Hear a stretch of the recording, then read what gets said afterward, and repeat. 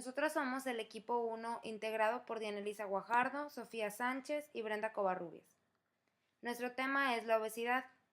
Primero, ¿cómo definimos el término obesidad? Bueno, este se define como el exceso de grasa o tejido adiposo en relación con el peso. Una manera práctica de clasificar el sobrepeso y la obesidad es utilizando el índice de masa corporal, que sería la relación entre el peso en kilogramos y la estatura en metros al cuadrado. Para su diagnóstico se emplea con mayor frecuencia los índices establecidos por la Organización Mundial de la Salud y el Instituto de Medicina de Estados Unidos. La diferencia es que la Organización Mundial de la Salud reconoce como sobrepeso todo índice de masa corporal por arriba de 25 y se clasifica el sobrepeso en preobeso y obesidad en 3 clases. En cambio, el Instituto de Medicina de Estados Unidos define el sobrepeso como un índice de masa corporal de 25 a 29.9 y a la obesidad como un índice de masa corporal de 30 o mayor. Sin embargo, el término preobeso da la falsa idea de que trata de una etapa aún sin riesgo. En México, siguiendo lo establecido en la norma oficial mexicana para el manejo integral de la obesidad, reconoce la obesidad como el índice de masa corporal cuando es mayor de 27 y en una población de estatura baja cuando es mayor a 25.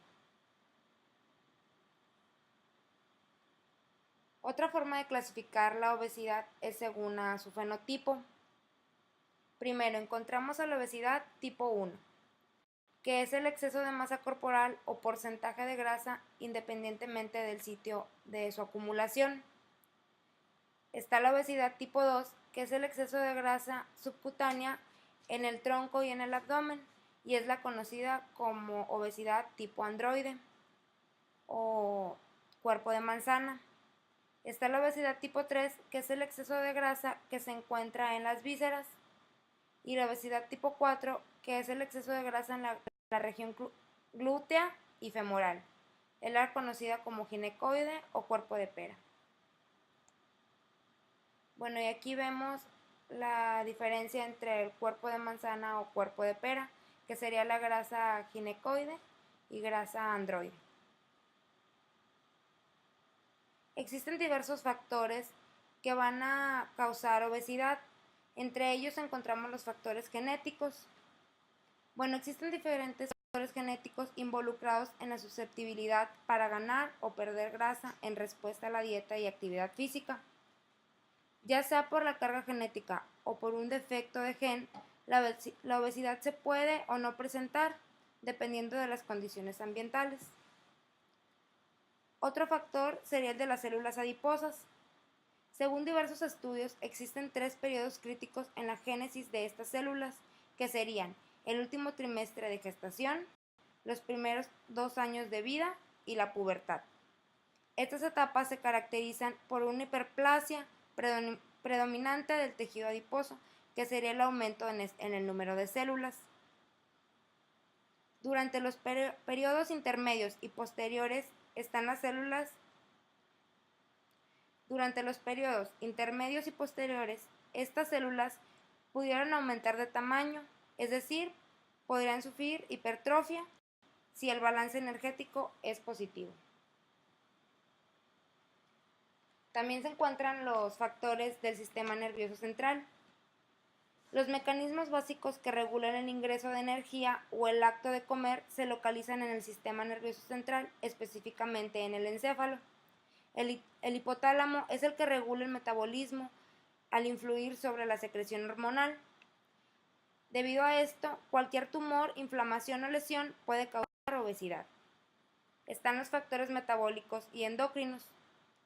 La obesidad por lo general involucra una serie de interacciones entre factores genéticos y ambientales que a su vez van a alterar la función metabólica y endocrina a consecuencia del exceso de grasa y su distribución, es decir, que la misma obesidad va a causar estas alteraciones.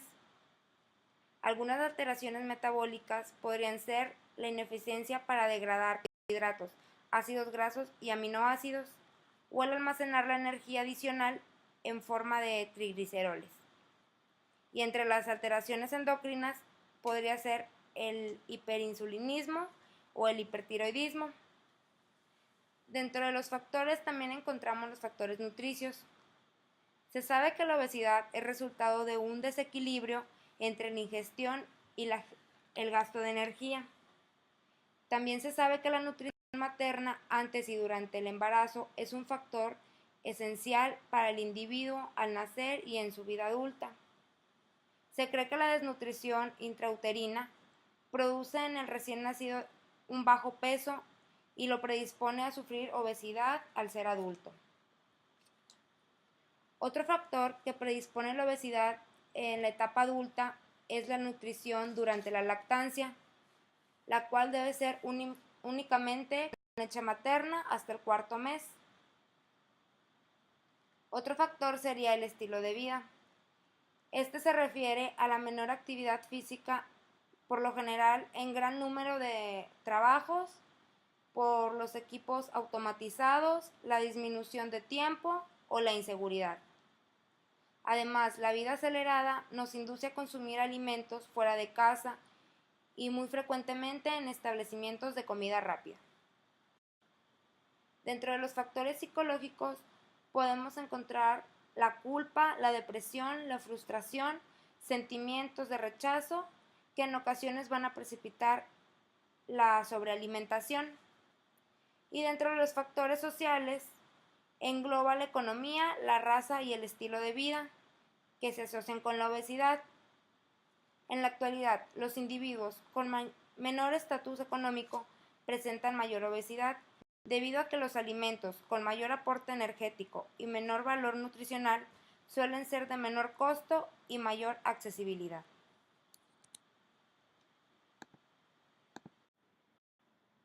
Y ahora vamos a hablar sobre los trastornos metabólicos que puede traer la obesidad. Primero, el concepto de síndrome metabólico. El síndrome metabólico es un grupo de trastornos metabólicos que comprenden glicemias altas en ayunas, hipertensión, dislipidemia y obesidad abdominal, siendo la obesidad el principal factor de riesgo. Vamos a hablar primero de la diabetes. La diabetes, ¿qué es? Es una enfermedad crónico-degenerativa que se caracteriza por un aumento de los niveles de glucosa en sangre. La insulina es una hormona secretada por las células beta del páncreas y se encarga de controlar los niveles de glucosa. En la diabetes se presentan hiperglicemia por dos situaciones. La primera porque el páncreas no produce insulina, o la segunda que es porque las células no responden de manera normal a la insulina.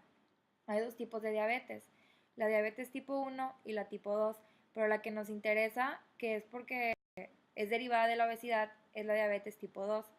La diabetes tipo 2 se debe a una combinación de resistencia a la insulina y una falla de las células beta del páncreas. Encontramos que hay influencias genéticas y también hay influencias ambientales. Las genéticas puede ser la historia familiar, o sea, si el paciente tiene historia familiar de diabetes, y las ambientales como déficit de ciertos nutrientes, ingestión de exceso de calorías y actividad física reducida. En cuanto a los síntomas, se presenta hiperglucemia, sed excesiva, micción frecuente, polifagia y pérdida de peso. En cuanto al diagnóstico, está la curva de tolerancia a la glucosa o la glucosa en ayunas. La curva de tolerancia a la glucosa consiste en que el paciente se toma una solución con 75 gramos de azúcar y primero se le hace la toma de la glucosa y ya después se toma la solución.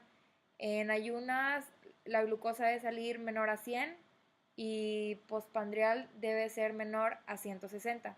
Pero como el examen de curva de tolerancia a la glucosa era muy largo, ahorita solo se utiliza lo que es la glucosa en ayunas, que tiene que ser menor a 100. El tratamiento puede ser con medicamentos, pero en cuanto al tratamiento nutricional debe ser una dieta balanceada, eliminando los alimentos de alto índice glicémico y también aumentar lo que es la actividad física. Después vamos a hablar de la hipertensión. Primero tenemos que entender qué es la presión arterial, que es la fuerza ejercida contra las paredes de las arterias a medida que el corazón está bombeando sangre. La presión arterial normal se considera que es 120 sobre 80 milímetros de mercurio. El número de arriba pertenece a la presión arterial sistólica y el número de abajo lo que es la presión arterial diastólica, siendo la sistólica la fase de contracción del acto cardíaco y la diastólica la fase de relajación. Cuando encontramos una presión de 140 sobre 90 ya se considera como hipertensión. Con la obesidad hay un riesgo más alto de tener hipertensión arterial. No hay síntomas. Es por esto que las personas pueden desarrollar cardiopatías o problemas renales sin saber que tienen hipertensión arterial. Después, las enfermedades cardiovasculares. Las enfermedades cardiovasculares son un grupo de enfermedades que abarcan el corazón y los vasos sanguíneos. Entre ellas encontramos la cardiopatía coronaria, enfermedades cerebrovasculares, arteriopatías periféricas, trombosis venosas profundas y embolias pulmonares. Los ataques al corazón y los accidentes vasculares cerebrales se deben sobre todo a obstrucciones que impiden que la sangre fluya hacia el corazón o el cerebro. La causa más frecuente es la formación de depósitos de grasa en las paredes de los vasos sanguíneos que irrigan el corazón o el cerebro. En cuanto a los factores de riesgo, encontramos una mala dieta, inactividad física y el consumo de tabaco.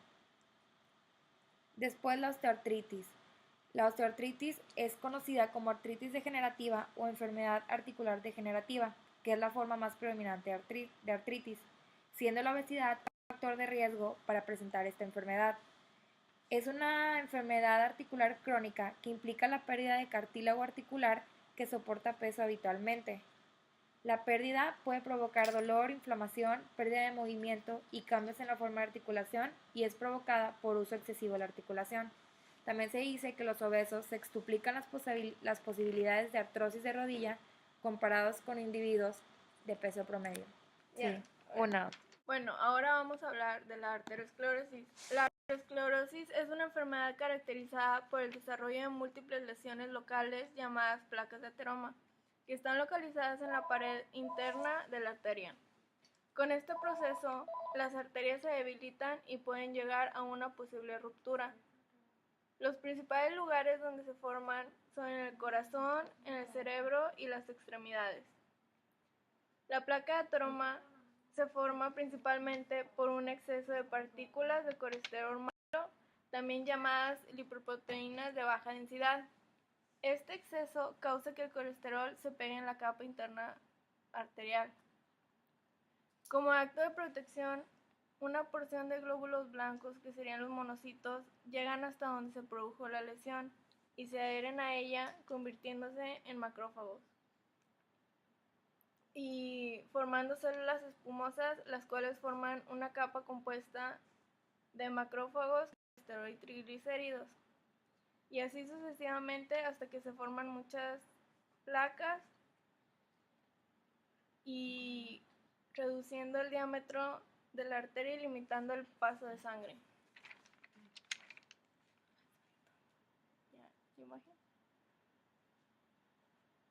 Bueno, las consecuencias de la formación de placas de ateromas serían las siguientes: desprendimiento de trombos, tejido muerto debido a la falta de oxígeno, arteriosclerosis, un infarto al miocardio, un accidente cerebrovascular y, si no se llegan a tomar medidas, pues la muerte.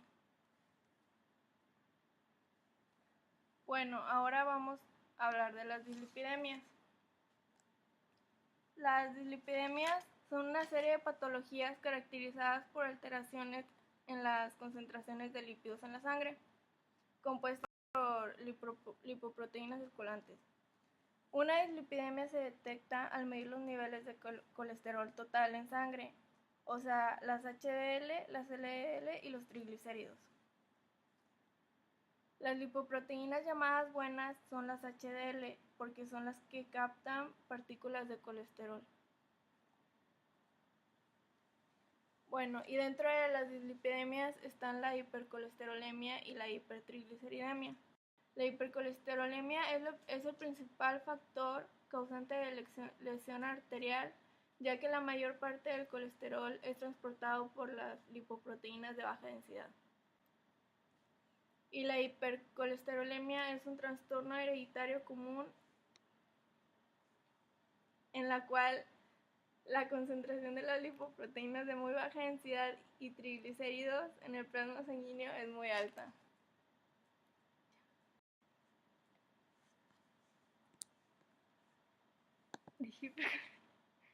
¿Qué dijiste?